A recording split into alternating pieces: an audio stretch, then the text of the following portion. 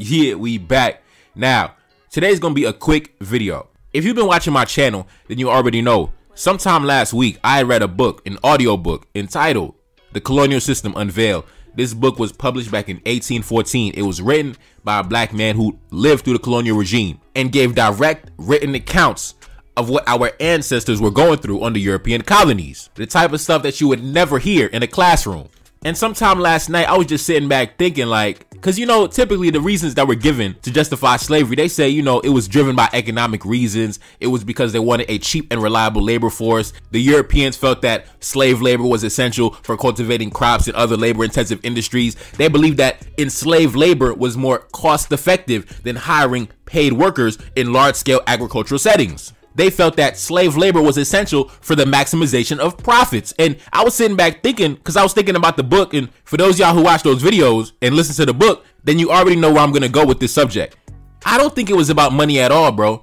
I don't think it was about profits at all. I don't think it was about getting rich at all. I don't think money was at the top of the agenda at all. I think it was part of the agenda. I think it was part of the motivation, but I don't think it was number one. I don't think it was the primary motivation. And I'm going to explain why. And to drive my point home, I'm going to play some clips from the book, and I'm going to give my thoughts on a subject why I think that money, commerce, getting rich was not the primary agenda of the European colonists when they were enslaving our people. I don't think so, man. I don't think so. And when I play some of these clips, I'm going to discuss why I say that, because I don't think these actions would have driven more profits. I think that actually these actions would have actually harmed the accumulation of profits. They would actually minimize profits. Now, I'm going to jump into the first story, the first clip from the book, and I'm going to talk about it. Run the footage. Mr. Voisin, French settler, resident of La Mine, went one better than Corbière. He had two of his luckless blacks chained together during their confinement. When one of them dies, the barbaric Voisin has a grave dug and in one stroke buries both victims inside. Mr. Direct had them burned alive on the slightest pretext. Mr. Deville had them beaten with rods. When it came to cruelty, Mr. Voyer did them one better, for he had their genitals beaten and then removed. All right, we back. Now, in that part of the book, the author gave a story about a gentleman by the name of Mr. Voisin, and he spoke about how he had one of his two enslaved Africans chained together in confinement. And then when one of them passed away, he decided to bury them both alive, and one of them was still alive. So then I have to ask you, what is the economic benefit of taking two people who's supposed to be your labor force and burying them alive? Because as someone who has employees, as someone who has people under my authority working for me, I don't really understand the economic benefit of taking somebody out of my labor force and then burying them alive and chaining them up. How are they going to produce? How are they going to maximize profits? How are they going to produce for me if I'm chaining them up and burying them alive? It doesn't make economic sense, right? It doesn't make economic sense. This is supposed to be your labor force, right? Drive profits. You want them to be productive. How are they going to be productive if they're dead? And that's why I say, I was sitting back thinking, I don't think money was the objective, bro. I don't think money was the objective, bro. I don't think money was the primary objective at all. I know people like to compare slavery to capitalism, but what part of capitalism involves burying your labor force alive? That's not capitalism, bro. That's hatred. That's savagery. That's primitive behavior. That's cruelty. That's brutality. That's atrocity. That's ruthlessness. It's inhumanity. It's nothing capitalistic about that. There's nothing driving profits about that. It's nothing involving getting rich about that, because that's actually going to leave money off the table. If you kill your labor force, you're leaving money on the table. And in the second story, he spoke about another plantation owner who would burn his slaves alive. How is that going to drive profits, right? How are you going to drive profits, maximize profits, if you're taking your labor force and burning them alive? Like, think about it, bro. Think about if you're a CEO, a business owner, you have people on payroll, people working for you, right? How are they going to produce if you're burning them alive? That's why I say I don't think money was the objective, bro. It might have been one of the objectives, one of the motivations, but I don't think making money and getting rich was at the top of the agenda, bro. I don't think so, bro, because even towards the end, they gave a story of another plantation owner who would, chop off the black man's balls. What part of that is about getting rich? Like, how does that help you maximize profits by chopping the black man's balls off? Like, this is backwards. This is primitive behavior. That's why I was sitting back thinking, I don't think it was about getting rich at all, bro. I just think it was about the expression of hatred. The unrestricted expression of pure, unadulterated hatred with no limitations. That's what I think it was, bro. I think it was about a group of people who were given the opportunity to express their hatred and their subhuman barbarity with no limitations, man. Honestly, bro. Anyway, let's continue. Mr. Lavec, attorney for the Superior Council of the Cap, had bought a Martinican quadroon by the name of Sophie for the sum of 100 Portuguese gold coins from Mistress Larson, with the purpose of using Sophie as a wet nurse for his child. Having already nursed one of his children, she was nursing a second, when Madame Larvec became suspicious of the woman, jealously assuming that she was involved with her husband. As proof to the contrary, she insisted that Larvec take a pistol and shoot her. The obliging husband carried out the orders of his wife. The bullet hit Sophie in the hand as she was trying to ward off the shot, at which point Madame Larvec grabbed hold of the woman and shut her up in the closet, where she was clapped in irons, but only after the wife had cut off all her hair and both her ears with a pair of scissors. She threw the severed parts into a chamber pot. Then she had the branding irons brought to a red heat and insisted that Larvec brand the woman on each side of the buttocks and on the face, which he did without hesitating. The woman was allowed to languish in the state for a long period of time before her tormentors finally decided to set her off to be sold in Charleston by an individual named Polony, a doctor at the Cap. Alright, we back. Now, in that section of the book, the author gave a story about an unfortunate young woman by the name of Sophie, a Martinican quadroon who was purchased by a French plantation owner in the French colony of Saint-Domingue, modern-day Haiti. She was purchased for the sum of 100 Portuguese gold coins. I think if you calculate in the year, 1780 to the modern-day currency, I think 100 Portuguese gold coins, I can't really give an exact answer, but it's thousands of dollars. It's thousands of dollars. You could probably buy a car with the sum of 100 Portuguese gold coins in modern-day currency back in the 1700s, right? So, this man spent a decent amount of money acquiring this young lady, right? And then, because his wife got jealous and told him to shoot her dead, he grabbed his pistol and tried to shoot her dead. Now she survived the shooting, and then the wife cut off her ears and cut off her hair and then sold her to Charleston, South Carolina. So I ask you, if someone spent thousands of dollars acquiring someone to hire someone as a wet nurse for his child, what economic sense does it make to shoot this person dead who you spent a large amount of money to obtain? That's why I say, was money really the objective of these people? Was money really the motivation behind the European colonists? Because what part of that is about making money? So you spend thousands of dollars acquiring a Martinican quadroon, and then because your wife throws a temper tantrum, you grab your weapon and try to shoot her dead. She didn't do nothing to you, bro. She didn't do shit to you. Think about it, bro. Think about you spending thousands of dollars to acquire the services of an employee for your business, and then for no justifiable reason at all, you grab your weapon and try to shoot them dead and then cut off their ears and cut off their hair. What is the economic benefit of cutting off her ears, bro? Tell me how does that maximize profits? Tell me.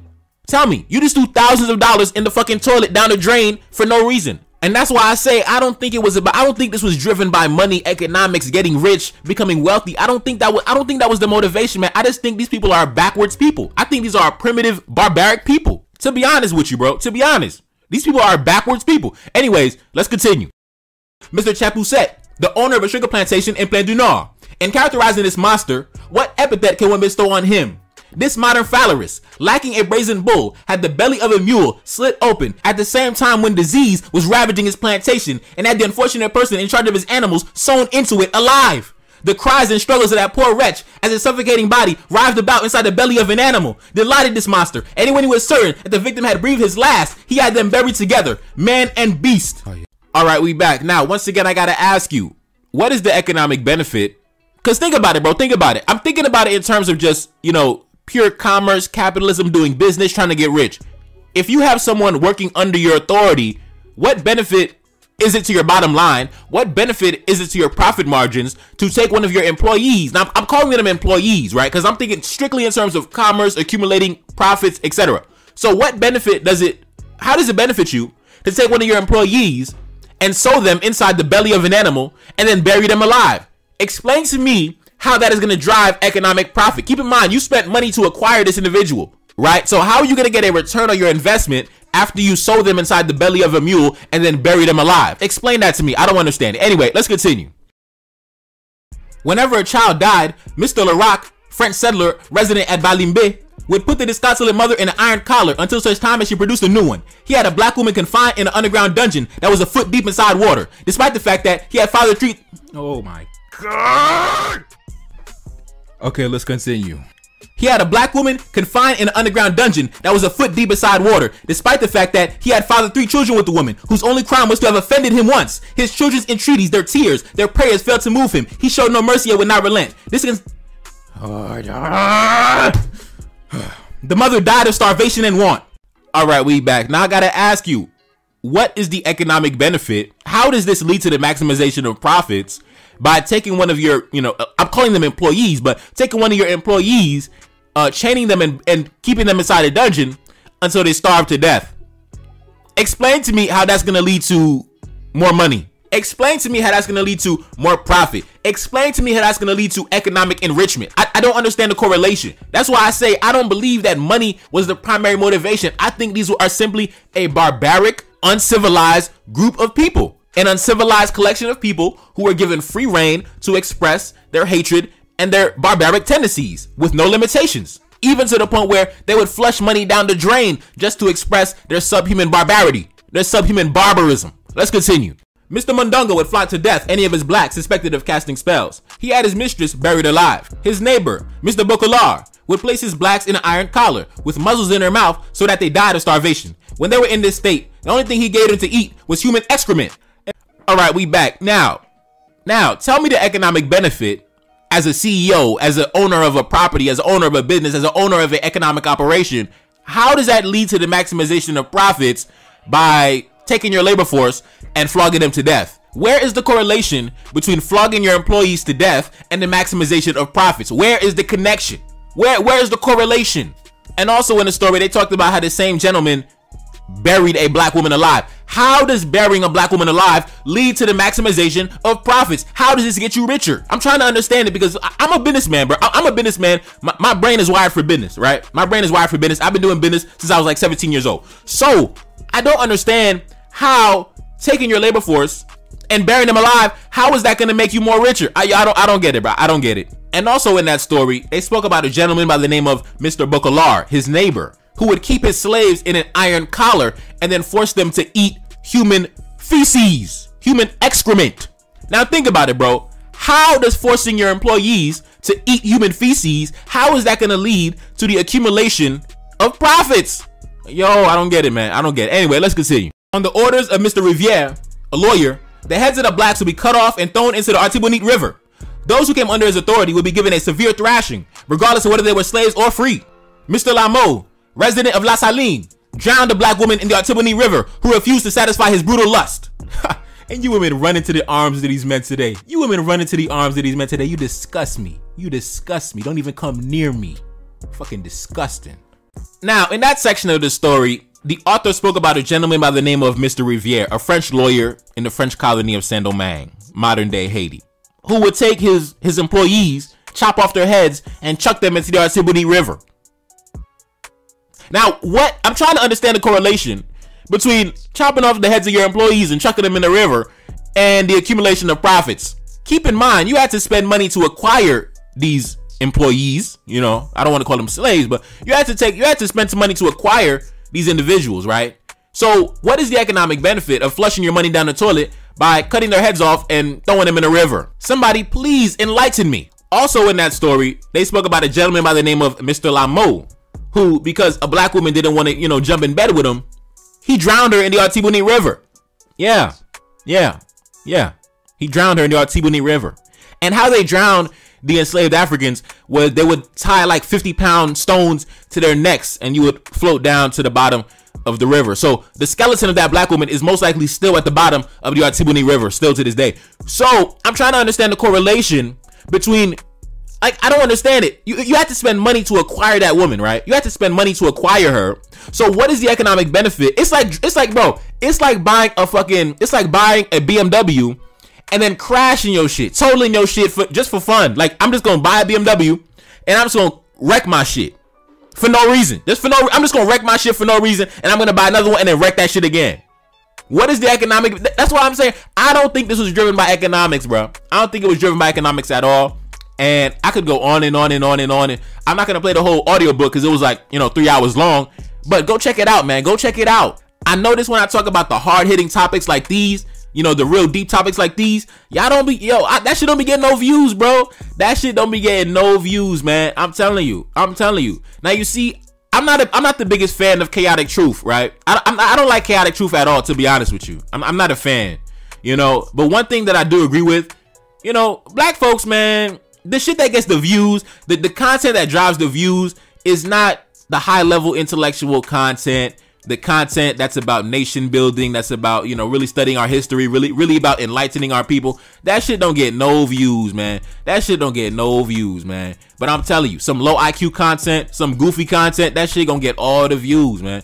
You listen, I read an audiobook from the year 1814 from a black man that was born and raised in the colonial regime. They gave a direct account that you'll never hear in the classroom, in the schools.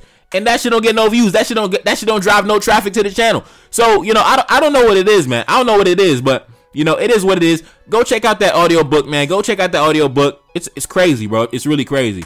And it's crazy, man. Cause all them stories, I could just put all them stories, and I'm telling you, what is the economic benefit, bro?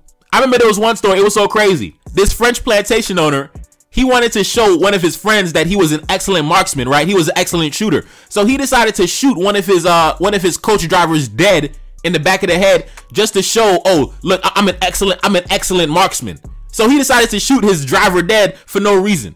So I'm saying, what is the economic benefit of shooting your driver dead just to show off your marksmanship? Like, bro, it was like, yo, go check that audiobook out. Yo, go check it out, man. It's really, it's crazy. That's why I say I don't think money was the motivating factor behind any of this at all, bro. I just think these are just barbaric people, man. Barbaric people. Uncivilized people who were never held accountable for their actions, man. Uncivilized individuals, man. Anyways, before I get out of here, I'm going to play one last story by the gentleman by the name of Mr. Cockburn to really drive the point home that I don't think this was about making money at all, man. I just think this was an uncivilized group of people, man. This is an uncivilized group of people. Run the footage and we out. The avenues leading to the plantation house of this cruel man were lined on both sides with different human body parts, which had been hacked into pieces on his orders. Here you would come across the legs, then the arms, a little further along, a head, then finally facing the maid residence, the trunk of a body, mutilated and impaled on a stake, served as a spectacle for the amusement of the barbarian. Mr. Cockburn lived at the Cap for a long time. One day while he was sitting in front of the door to his house, a black man walks past him whistling. He gets up in cold blood, runs his sword through the man's body. He often impaled his luckless subjects in this manner. Reincarnated, I'm back in original fashion. I left on a horse and came back in the ass, and I left with abundance and came back to famine. We used to be pyramids, now we be rapping. Look how the mighty have fallen. Used to be running, now we be walking. When you be cooning, that's when they applauded. Selling your soul, your sons and your daughter. Gotta come up in this shit, they stuck in the mix. Really, my heart it be breaking. That's why I'm stacking that paper and handle my business. Pass it down in generation. Talking about money and power and building a nation. That's a deadly combination. Never be watching the TV, they pushing agendas, falsifying information. Know they got malice intentions. Step in the room and I'm feeling the tension. Enemy watching me blocking my vision. Been for the check cause I need my redemption. Building my kingdom, I need it protected. Ready for war like a young money Congo. Never decided the team is the motto. Up in the crib and I'm whipping up waffles. Up in the crib and I'm smoking gelato. I'm chilling, I'm taking my pain and make it ambition. I'm blessed by the gods, but I ain't religious. I came for the power, they came for the bitch. They making no hourly wage, I got business. This is an art and they could never be taught. Selling my soul, I can never be bought. Play with my money, I see you ain't caught. Run to the check and I do it for sport. Babylon falling, I go to the source. Packing my luggage and go overseas. Shorty be with me and she so elite. Shorty be chocolate, I'm calling her Hershey. Secret intelligence probably gon' murk me. Don't fuck with brands cause nigga I'm Haitian. Say the wrong shit and you're smacking their faces.